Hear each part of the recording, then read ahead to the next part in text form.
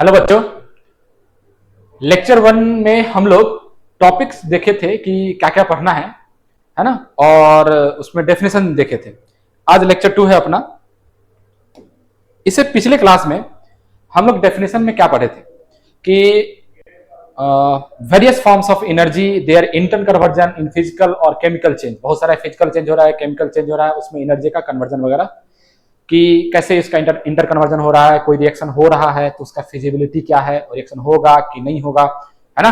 तो उसमें एक चीज बताए थे कि जैसे मान लो बोले थे कि क्लास 12 का 2 चैप्टर है, क्लास 12 का 2 चैप्टर, एक इलेक्ट्रोकेमिस्ट्री, एक केमिकल काइनेटिक्स, है ना, और 11th का थर्मोडायनेमिक्स। देखिए, थर्मोडायनेमिक्स और केमिकल काइनेटिक्स 2 चैप्टर हमारे लिए ज्यादा यूजफुल है क्योंकि इसको ऑर्गेनिक वगैरह में बहुत सारा यूज आता है इसका। हम बोलते हैं ऐसा कि कोई रिएक्शन है तो वो थर्मोडायनामिकली फेवरेबल है, काइनेटिकली फेवरेबल कंडीशन है उसमें कि नहीं है। तो काइनेटिक तरीके से और थर्मोडायनामिक तरीके से अगर कोई रिएक्शन को हम ये बोले कि रिएक्शन होगा या नहीं होगा, तो हम बोले थे कि थर्मोडायनामिक बताएगा, थर्मोडायनामिक चैप्टर हम लोग को ये बताएगा कि इसमें कोई रिएक्शन का फिजिबिलिटी के बारे में कि रिएक्शन हो रहा है कि नहीं हो रहा है। और वो किससे चेक करते हैं? तो ये डेल्टा एच, किसी रिएक्शन का डेल्टा एच 0 है, पॉजिटिव है और निगेटिव है। डेल्टा एच और डेल्टा जी, ध्यान दीजिएगा। डेल्टा एच और डेल्टा जी में अगर डेल्टा एच 0 है, पॉजिटिव है और निगेटिव है, मतलब ये क्या कर रहा है कि ये या तो हीट को एब्जॉर्ब कर रहा होगा, नहीं तो रिलीज कर रहा होगा रिएक्शन, नहीं तो कुछ नहीं कर रहा होगा। तो अगर वो हीट को एब्जॉर्ब करता है, हीट को एब्जॉर्ब करता है, तो हीट को एब्जॉर्ब करने का मतलब उसका डेल्टा जी कैसा है? पॉजिटिव है।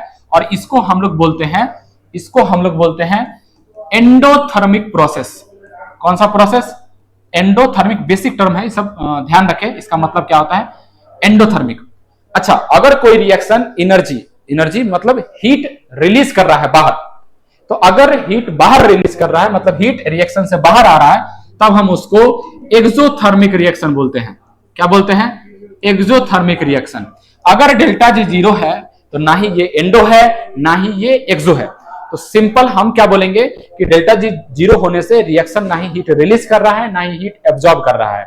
लेकिन अगर पॉजिटिव है मतलब वो उस रिएक्शन क्या कर रहा है? वो रिएक्शन हीट को एब्जॉर्ब कर रहा है और इसको हम एंडोथर्मिक प्रोसेस बोलते हैं। अगर डेल्टा जी निगेटिव है, डेल्टा एच निगेटिव है, तो उसको हम लोग एक्सोथर्मिक प्रोसेस बोलते हैं और वो रिएक्शन हीट को क्या कर रहा है? बाहर फेंक रहा है। बात समझ में आ रहा है? तो यहां से देखिए, ये भी क्या है? Delta H. अच्छा, इसको क्या बोलते हैं? डेल्टा जी को Gibbs free energy, change in Gibbs energy, है ना। और ये क्या है? Change in enthalpy. इसको क्या बोलते हैं? Change in enthalpy, change in enthalpy, है ना, चेंज इन इंथैल्पी। और डेल्टा जी क्या था? Change in Gibbs free energy. चलिए, यहां से एक और बात समझिएगा कि पूरे चैप्टर में थर्मोडायनेमिक्स में एक चीज ध्यान रखना है कि एनर्जी हम बोल रहे हैं कि एनर्जी का मतलब क्या होता है। तो एनर्जी का मतलब ये कि एनर्जी जो है वो बहुत सारे फॉर्म में हो सकता है। तो हम लोग मेन 3 फॉर्म याद रखेंगे। एनर्जी लाइट के फॉर्म में हो सकता है कि लाइट आ रहा है ना, तो लाइट से एनर्जी मिला। एनर्जी किस किस चीज से मिल सकता है? तो लाइट से, है ना।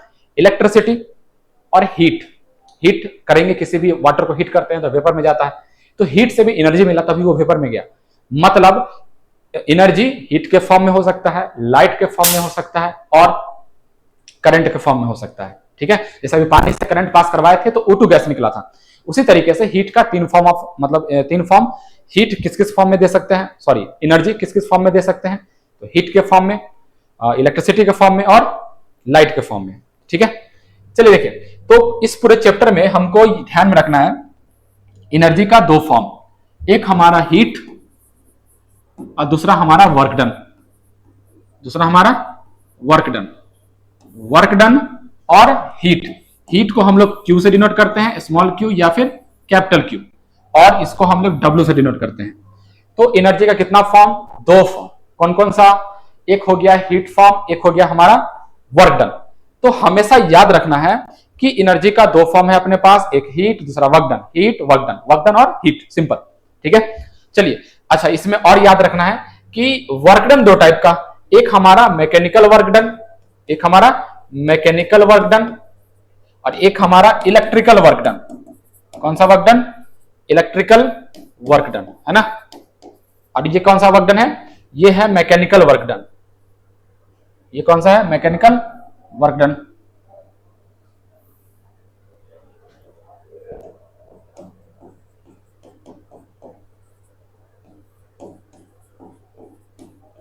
Mechanical work done. तो एक हीट है, दूसरा वर्क डन है। वर्क डन में दो, मैकेनिकल वर्क डन और इलेक्ट्रिकल वर्क डन। ठीक है, चलिए अब ये सब क्या होता है बाद में समझेंगे। ध्यान क्या रखना है कि एनर्जी का दो फॉर्म, हीट और वर्क डन। ठीक, अब आगे तुमको पता चलेगा हम ऐसा क्यों याद करवा रहे हैं। चलिए अब देखिए, अब आते हैं अपने टॉपिक पे। पहला टॉपिक है सिस्टम, सराउंडिंग और यूनिवर्स। ठीक, तो सिस्टम, सराउंडिंग और यूनिवर्स क्या होता है तो ध्यान देना। जैसे मान लो ये यूनिवर्स है, तो समझते हैं ना, ब्रह्मांड है ना, पूरा यूनिवर्स। यूनिवर्स में बीच में हम एक ऐसा ये जगह बनाए हैं, ये वो जगह है जिसमें हम कुछ परफॉर्मेंस दे रहे हैं, मतलब कुछ परफॉर्म कर रहे हैं, है ना। क्या कि जैसे मान लो हमको कोई रिएक्शन कराना है या कोई प्रोसेस करना है, कोई रिएक्शन करना है, कोई प्रोसेस करना है, कुछ एक्टिविटीज करना है। लैब में जाके, केमिस्ट्री लैब में जाके हम लोग कुछ एक्टिविटीज कर रहे हैं। तो जहां पे हम लोग वो एक्टिविटीज करते हैं वो इसको मान रहे हैं। ठीक, इसको बोलते हैं सिस्टम। क्या बोलते हैं? सिस्टम। और ये हमारा बाउंड्री हुआ। ये क्या है? बाउंड्री, है ना। और ये क्या है? ये सिस्टम, ये बाउंड्री। और सिस्टम बाउंड्री के अलावा जो यूनिवर्स का बचा हुआ पार्ट है उसको हम क्या बोल रहे हैं? सराउंडिंग। उसको क्या बोल रहे हैं? सराउंडिंग, है ना। तो सिस्टम, सराउंडिंग और बाउंड्री तीन चीज है। ध्यान रखना है कि सिस्टम हम उसको बोलेंगे जहां पे कोई चीज हम परफॉर्म कर रहे हैं, लैब में कोई चीज कर रहे हैं, मतलब कुछ रिएक्शन करवा रहे हैं, कोई प्रोसेस करवा रहे हैं, किसी लिक्विड को गैस में चेंज कर रहे हैं, गैस को लिक्विड में चेंज कर, फिजिकल प्रोसेस, केमिकल प्रोसेस, कुछ भी एक्टिविटीज कर रहे हैं, तो जहां करेंगे उसको हम बोलते हैं सिस्टम के अंदर। और उसका बचा हुआ पार्ट, जैसे मान लो कोई फ्लास्क लिए, उसके अंदर हम कोई रिएक्शन वगैरह करवा रहे हैं, तो हीट बाहर निकलेगा, वो सराउंडिंग में चला गया। मतलब जहां पे चीजें एक्टिविटीज कर रहे हैं उसके अंदर, तो वो सिस्टम, फिर बाहर सराउंडिंग, और उसको सेपरेट कौन कर रहा है? बाउंड्री कर रहा है। तो बाउंड्री सिस्टम और सराउंडिंग को सेपरेट करता है, और पूरे सिस्टम प्लस सराउंडिंग मिलके यूनिवर्स बन गया। तो हम ऐसा बोल सकते हैं कि जो यूनिवर्स है वो क्या है? तो system plus surrounding, system plus surrounding क्या बना? ये यूनिवर्स, है ना। बात समझ में आता है? तो सिस्टम प्लस सराउंडिंग मिलकर क्या बना? यूनिवर्स बना। ठीक ना। चलिए, तो इतना तक हमको समझ में आया। तो अगर हम तुमसे पूछे कि सिस्टम से क्या समझे, है ना, तो सिस्टम के लिए हम बोल सकते हैं क्या? ध्यान दीजिएगा, सिस्टम को हम क्या बोल सकते हैं कि part of universe, it is a part of universe, ऐसे लिखते हैं। It is a part of universe. Universe का वो पार्ट जहां पे क्या हो रहा है, हम प्रोसेस करवा रहे हैं, तो उसको हम क्या बोलते हैं? Under thermodynamic study, under thermodynamic study, है ना। It is a part of universe under thermodynamic study. Thermodynamic study मतलब वही जो रिएक्शन वगैरह परफॉर्म करवा रहे हैं। तो ये सिस्टम का एक डेफिनेशन हुआ कि सिस्टम हम किसको बोल रहे हैं। बाकी तुमको समझा दिए कि सिस्टम का मतलब क्या है। ठीक, तो सिस्टम के बारे में जब बात करते हैं तो अभी आएंगे सराउंडिंग पे, पहले सिस्टम के बारे में बात कर लेते हैं। तो सिस्टम तुमको समझ में आया कि सिस्टम में ये यूनिवर्स है और इसके अंदर सिस्टम, इसको मतलब इसको सिस्टम बोलेंगे, ये बाउंड्री है, ये सराउंडिंग है, और पूरा मिलके क्या बन गया? यूनिवर्स बन गया। तो ये से हमको समझ में आ गया। तो हम अगर तुमसे पूछे कि सिस्टम कितने टाइप्स का हो सकता है, सिस्टम कितने टाइप का हो सकता है, तो हम क्या करते हैं, यहां से टाइप्स ऑफ सिस्टम के बारे में बोलेंगे। टाइप्स ऑफ सिस्टम के बारे में बोलेंगे तो वो तीन होता है। पहला ओपन सिस्टम, ओपन सिस्टम, दूसरा क्लोज सिस्टम, क्लोज सिस्टम, तीसरा आइसोलेटेड सिस्टम, आइसोलेटेड सिस्टम, है ना। कौन सा सिस्टम? Isolated system. तो टाइप्स ऑफ सिस्टम में जब भी बात करते हैं तो तीन टाइप का सिस्टम होता है, एक ओपन सिस्टम, क्लोज सिस्टम और आइसोलेटेड सिस्टम। तो इसमें से सबसे पहले कि ओपन सिस्टम क्या होता है, ठीक ना। तो देखिए, जब हम ओपन सिस्टम का बात करेंगे, जब हम ओपन सिस्टम का बात करते हैं तो ओपन सिस्टम के बारे में हम क्या बोलेंगे? तो देखिए, सिंपल सीधा बात, ओपन सिस्टम हम क्या बोलेंगे कि जिसमें energy and matter can exchange, energy and matter can exchange with surrounding, है ना। क्या बोलेंगे? Energy and matter can exchange with surrounding, मतलब सराउंडिंग के साथ ये एनर्जी और मैटर दोनों एक्सचेंज कर सकता है। अच्छा, हम आपको बताए हैं कि एनर्जी का मतलब होता है हीट और वर्क डन दोनों, है ना। तो हीट और वर्क डन दोनों के एनर्जी एंड मैटर एक्सचेंज कर सकता है, तो उसको हम लोग ओपन सिस्टम बोलेंगे। जैसे एग्जांपल हम बोले कि ये मान लो मेरे पास कोई लिक्विड ले लिए, है ना, जैसे H2O लिक्विड है, तो ये पूरा ओपन सिस्टम है ना, ये पूरा ओपन है। तो यहां से मैटर भी बाहर जा सकता है, इसका मैटर, है ना, ये जो पानी है ये कम बेसी भी हो सकता है ना। हल्का सा हीट कर दो, चाहे कुछ कर दो, तो इससे क्या हो जाएगा, मैटर भी बाहर जा सकता है और H2O का वेपर भी बाहर जा सकता है। मतलब यहां एनर्जी और मैटर दोनों एक्सचेंज हो सकता है ना। तो ये क्या था? ये था ओपन सिस्टम। देखिए, तो ये ओपन सिस्टम था। ओपन सिस्टम के बाद अब कौन आएगा?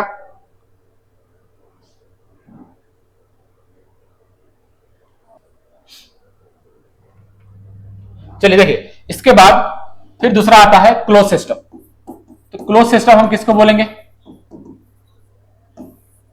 तो देखिए, क्लोज सिस्टम में इसमें क्या है, एनर्जी और मैटर। जब हम एनर्जी और मैटर का बात करते हैं तो ये केवल एनर्जी को ट्रांसफर कर सकता है, मैटर को नहीं, क्योंकि ये क्लोज होता है। तो हम क्या बोलते हैं कि एनर्जी, ऐसा लिखो, ओनली एनर्जी कैन एक्सचेंज, है ना। Only energy can exchange with surrounding या between system and surrounding, between system and surrounding, between system and surrounding, है ना। एनर्जी बोले हैं, हीट नहीं लिखेंगे यहां पे। एनर्जी मतलब हीट एंड वर्क डन दोनों। तो एनर्जी केवल एक्सचेंज करता है सिस्टम और सराउंडिंग के बीच में, तो वो क्लोज सिस्टम। मैटर ट्रांसफर नहीं होगा क्योंकि ये क्लोज होता है ना। इस टाइप से सिस्टम क्या है, क्लोज है। इसमें हम कुछ मैटर भर दिए, मान लेते हैं ये पानी है ना, और ये क्या कर रहा है, अगर हम इसको हीट करते हैं, गर्म करते हैं, इसको कुछ भी करते हैं, तो ये कंडक्टिंग वॉल मान लो। कंडक्टिंग वॉल मतलब ये हीट को बाहर कर सकता है ना, या अंदर भी आ सकता है हीट।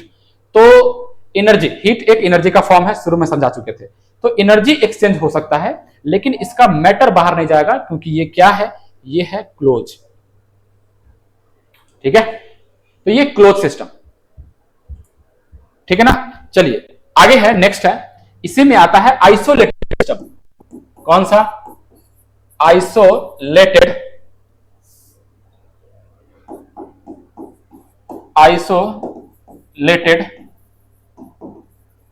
सिस्टम। अब आइसोलेटेड सिस्टम क्या होता है? तो हम क्या बोलेंगे? हम बोलेंगे neither exchange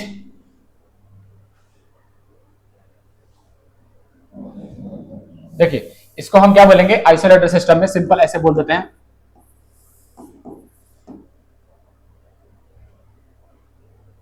isolated system neither matter nor energy can exchange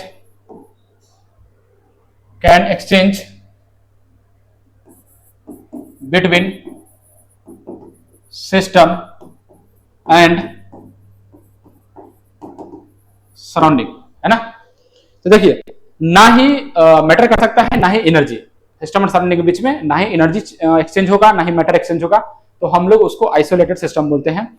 इसका एक बेस्ट एग्जांपल क्या होता है, तो यूनिवर्स खुद एक एग्जांपल है इसका, कि यूनिवर्स एक आइसोलेटेड सिस्टम की तरह काम कर रहा है, क्योंकि सिस्टम और सराउंडिंग उसके अंदर आ गया, तो उसके बाहर थोड़ी ना कुछ जा पाएगा। तो एक यूनिवर्स हमारा एक परफेक्ट आइसोलेटेड सिस्टम है। क्या है? परफेक्ट आइसोलेटेड सिस्टम हम बोलते हैं, है ना। तो ये हुआ यूनिवर्स। अच्छा, इसी में आया एक अगला एग्जांपल है थर्मोफ्लास्क। क्या हो सकता है? थर्मोफ्लास्क, है ना। क्या है ये? थर्मोफ्लास्क। तो आइसोलेटेड सिस्टम में neither matter nor energy can exchange between system and surrounding.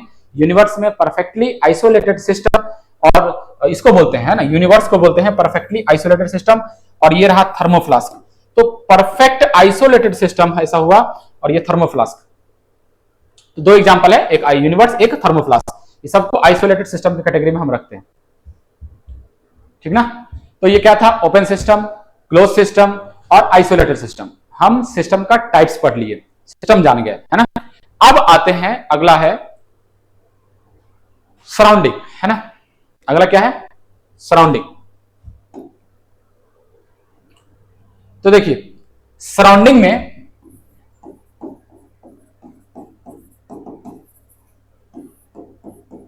Surrounding क्या होता है? तो सिंपल सिस्टम के अलावा बचा हुआ पार्ट क्या कहलाएगा? सिस्टम के अलावा बचा हुआ पार्ट यूनिवर्स का क्या कहलाएगा? सराउंडिंग। तो हम क्या बोलेंगे कि it is a part of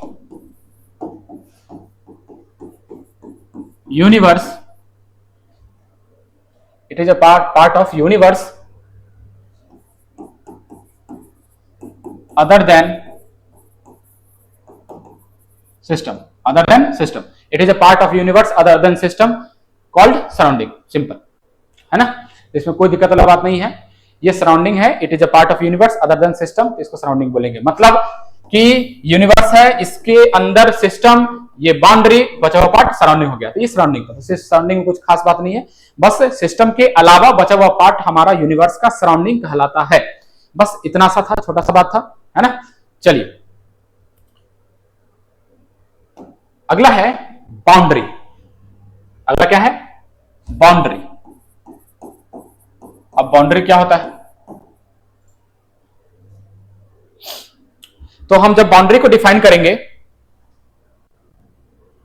तो बाउंड्री के बारे में क्या डिफाइन करेंगे? बाउंड्री के बारे में क्या डिफाइन करेंगे? ये क्या है? Separation between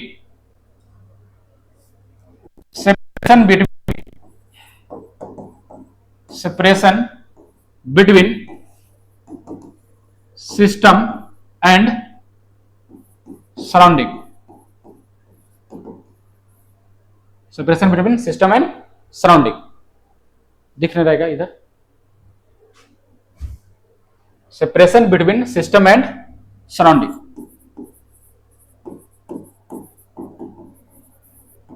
separation between system and surrounding, ये क्या है? ये है अपना बाउंड्री, है ना। चलिए, अब इसमें आता है टाइप्स ऑफ बाउंड्री। कौन सा आता है? Types of boundary. अच्छा, बाउंड्री के बारे में बताए हैं, क्या होता है बाउंड्री, बोलिए। तो अभी बताया है कि जैसे ये है यूनिवर्स, इसमें सिस्टम, सराउंडिंग, तो ये जो पार्ट है ना, ये पार्ट जो सराउंडिंग और सिस्टम को अलग करता है, उसको हम बोलते हैं बाउंड्री, है ना। इसको क्या बोलते हैं? बाउंड्री। अब ये बाउंड्री हम देखेंगे कि बहुत सारा टाइप्स का होता है ना। तो पहला है अपना जो बाउंड्री का टाइप्स है, वो क्या है, वो ध्यान देना। वो है पहला टाइप्स अपना बाउंड्री का कि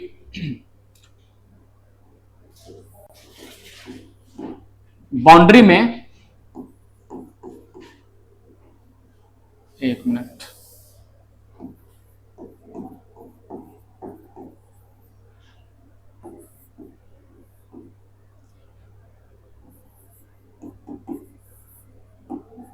rigid boundary,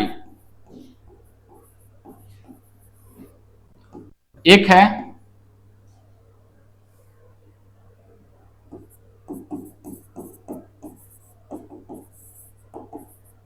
non rigid boundary, है ना। एक में क्या है, नॉन रिजिड बाउंड्री। तो जब भी हम बात करते हैं कि रिजिड बाउंड्री और नॉन रिजिड बाउंड्री में क्या डिफरेंस है, तो सिंपल हम क्या बोलेंगे कि रिजिड बाउंड्री का मतलब ये कि जैसे मान लो कंटेनर है तो उसका बाउंड्री फ्लेक्सिबल नहीं होना चाहिए, फिक्स होना चाहिए, है ना।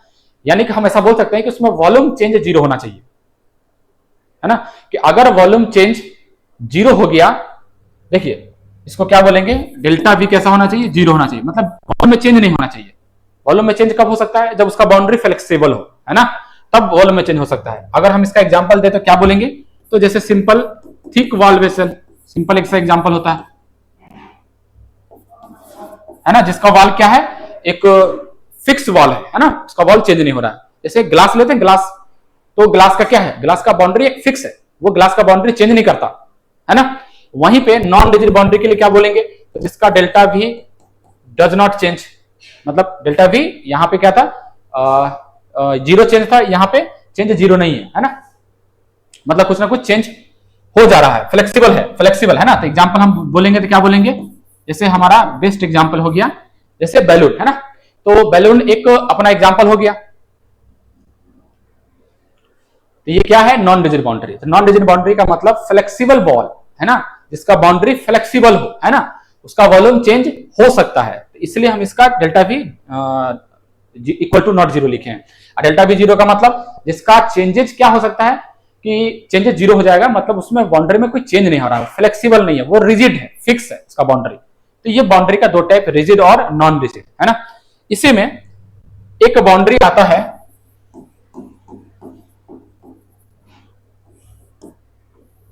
एक बाउंड्री है रियल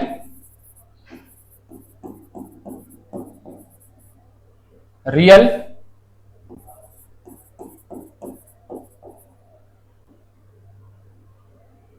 रियल बाउंड्री और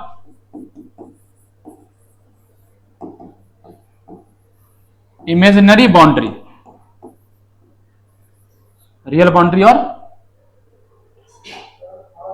इमेजिनरी बाउंड्री, है ना, यहाँ ए है रियल बाउंड्री इमेजिनरी बाउंड्री। अभी क्या होता है रियल बाउंड्री इमेजिनरी बाउंड्री, तो देखिए जैसे मान लो हम इसमें पानी लिए इस टाइप से, ठीक है। अब देखो बाहर का जो बाउंड्री है ये हम डिसाइड किए हैं, हम लोग डिसाइड करते हैं ना। जैसे ग्लास का बाउंड्री है तो ग्लास कोई बनाने वाला ग्लास का कांच बनाया, मान लो जो भी ग्लास का बाहर का सरफेस है वो बनाया, वो हम लोग बनाते हैं। तो वो क्या है, वो एक रियल बाउंड्री है। ये जो चीज हम इसको बना के दिए कि हाँ ग्लास का ऐसा शेप है तो इसी में पानी को रहना पड़ेगा, ग्लास का शेप हम चेंज कर देते, मान लो इस टाइप का शेप हो जाता, तो ये चीज हम बना रहे हैं, ये चीज हम फिक्स कर रहे हैं कि बाहर का बाउंड्री है, ये चीज फिक्स है, पानी इसी के अंदर पूरा फैलेगा इस टाइप से। तो जो बाहर का बाउंड्री है, जो चीज हम फिक्स कर रहे हैं उसको रियल बाउंड्री बोल रहे हैं, है ना। ये कौन सा बाउंड्री है, इसको हम लोग रियल बाउंड्री बोल रहे हैं, रियल बाउंड्री बोल रहे हैं। और बाहर का जो ये बाउंड्री है, बाहर का बाउंड्री बोलने का मतलब ये हुआ कि मान लो इसमें हम पानी भरे, पानी यहां तक आके रुक गया, इसको कौन बोला कि तुम यहीं तक आके रुको, ये खुद ब खुद डिसाइड किया, है ना, कि पानी यहीं पे आके मान लो रुक गया, तो पानी यहां के रुक गया, तो पानी को हम तो नहीं बोले क्योंकि यहां कोई हम वाल डिसाइड नहीं किए, कोई हम यहां पे कोई ये नहीं डाले हैं, कोई बाउंड्री नहीं डाले हैं, लेकिन फिर भी ये यहां पे आके रुक गया, तो ये अपना बाउंड्री खुद डिसाइड कर लिया, तो हम इसको क्या बोलेंगे, इसको हम बोलेंगे इमेजिनरी बाउंड्री। क्या बोलते हैं इसको, इमेजिनरी बाउंड्री, है ना, इमेजिनरी बाउंड्री, सिंपल। तो ये रियल बाउंड्री, सॉरी ये इमेजिनरी और ये रियल बाउंड्री, ये बाउंड्री का दो टाइप्स, रियल और इमेजिनरी, है ना। चलिए, तो ये था बाउंड्री का दो टाइप, रियल और इमेजिनरी, ठीक है, जल्दी से नोट करें।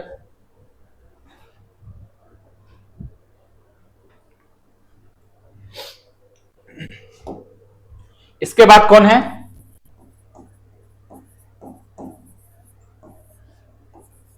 एडियाबैटिक, एडियाबैटिक बाउंड्री है ना, और डायाथर्मिक बाउंड्री, डायाथर्मिक है ना। तो बाउंड्री एडियाबैटिक और डायाथर्मिक हीट के बेस पे, अगर कोई वॉल हीट को बाहर निकाल रहा है, एनर्जी का में हीट और वर्क डन दोनों था, तब हम हीट का बात कर रहे हैं, है ना।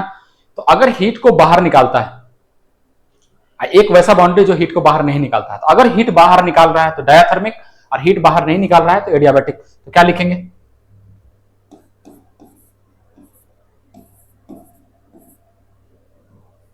The wall which allow heat transfer across it, है ना। सॉरी, ये एडियाबैटिक है ना, तो which does not allow heat transfer across it, इसमें क्या लिखेंगे? the wall which allow heat transfer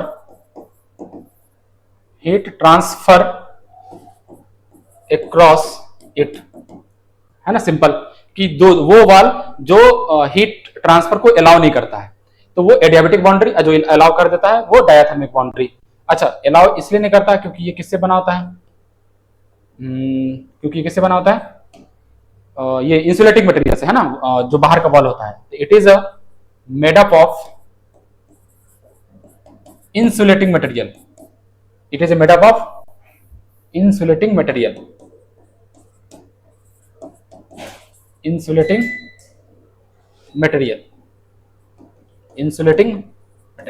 example बोले तो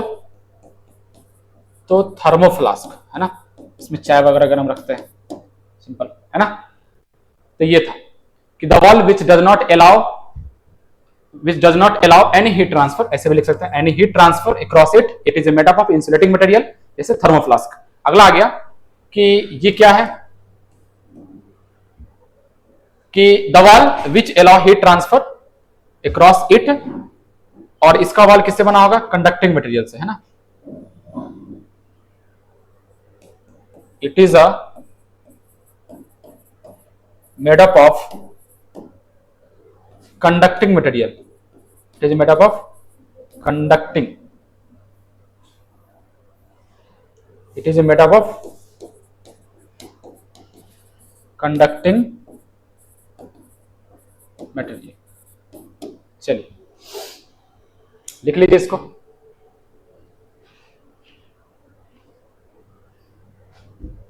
it is made up of conducting material।